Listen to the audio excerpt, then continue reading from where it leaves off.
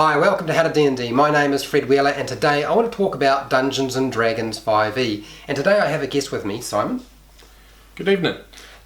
And what is the topic for today? So today we're doing Thor's Hammer, maximum damage, lightning bolt of destructive wrath. That's trademarked. Okay, so this is a build that is designed to exploit the second level channel divinity power from the Tempest cleric Destructive Wrath. And the sample build for today is you're going to build your character from level 1 up to level 7. You're going to be taking the race, your gnome is usually the one you prefer. Forest gnome is the one you want to go for. You're going to be taking, in terms of your classes, your first two classes are going to be cleric, tempest obviously, and then after that at level 3 onward you're taking 5 levels of wizard evocation so you can get access to the benefits of being an evocation wizard, and of course something like sculpt spell is always really useful. The point buy for this is strength 8. Your dexterity is going to be a 13 and it will be pumped up by +1 because of being a gnome, so it goes to a 14, so 14 in dexterity. Constitution is going to be 12. Intelligence is going to be 15, but that'll be pumped up by +2 because of your bonus from your gnome, so it'll be a 17 for your intelligence. Wisdom is going to be 14 and charisma is going to be 10. Now the skills you're going to take, you're going to pick up history and religion, and when you pick up the background sage, which is a no-brainer, you're going to get arcana, and instead of having something like history because it would repeat, you're going to change that out for perception. Now when you reach level 6 you're going to be able to pick up a feat, and the feat you want is the gnome racial feat fade away, which allows you to disappear or vanish, go invisible as a reaction when you get hit. You also get a +1 to your intelligence, which should push your intelligence ability right up to an 18 when you get access to that feat. And that's the build. So now Simon's going to explain how this whole thing works.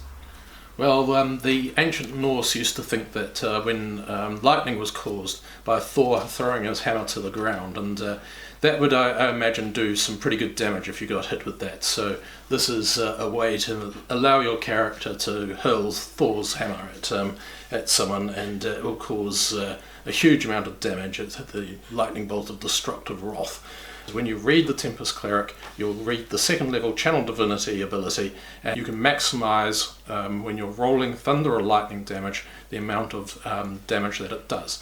And then you look through your spell list for your cleric, and then you feel very sad because lightning bolt's not there. And then you think, hey, wait a second, this is my chance to change classes, become an evocation wizard, pick up sculpt spells along the way, and then grab lightning bolt as a wizard, and then do huge amounts of damage. So the drawback is that you'll be 7th level before you can do this trick. But when you maximize that lightning bolt, you'll have at 7th level a 4th level slot, which you're not able to do anything much with except increase the casting slot of your new lightning bolt. And so you do a 96 lightning bolt, and that will maximize at 54 points of lightning damage. And then when you compare that to your normal vanilla fireball or lightning bolt, they are at a 4th level slot that would only do 31.5 points of damage on average, so you can see you're getting quite a decent amount of bang for your buck here. And just to put that in perspective, you're doing more damage with your 4th level slot maximized lightning bolt than you are with your 9th slot fireball or lightning bolt, if you ever were so crazy to use a 9th level slot to cast a fireball with. So it does actually a huge amount of impressive damage. Okay, is there anything else to this particular build in terms of how it works? That's essentially it, right? That's pretty much the core of it. So the weaknesses for this particular build would be?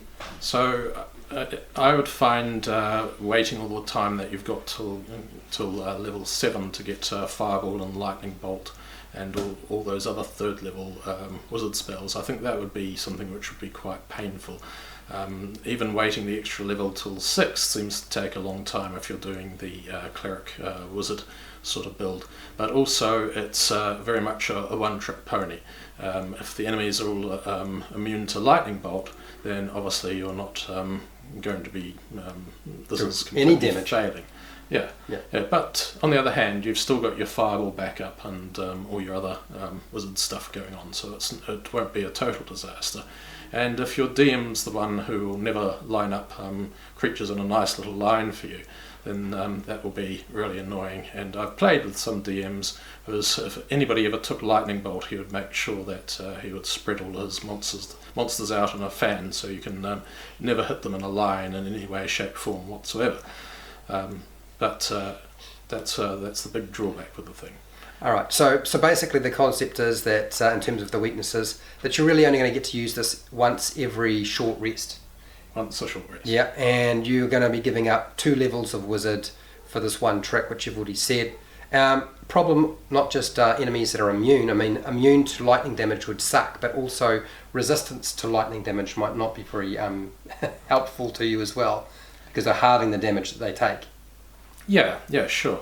But the other thing I do like about it is, for once you're casting a lightning bolt rather than a fireball, because one of the things that you tend to find, you hit level 5 and half the table seems to suddenly be able to cast fireball, and after you've seen it a dozen times, you'd just kind of like wish that somebody would be casting a lightning bolt just for the variety.